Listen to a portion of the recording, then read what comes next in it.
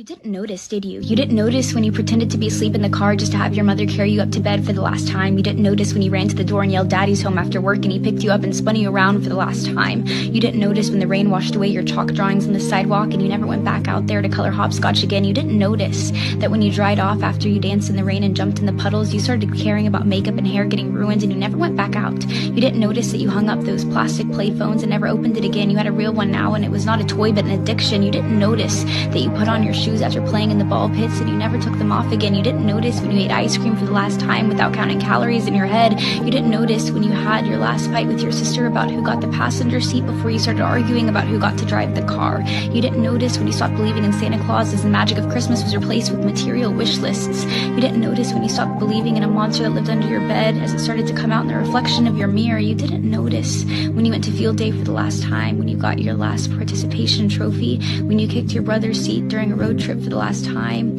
when you had your last play date with your Barbies, when you had your last Disney movie night with your family. You didn't notice that grandparents don't last forever. You didn't notice that your childhood cat wasn't eternal. You didn't notice your parents are growing up too. You didn't notice it, do you?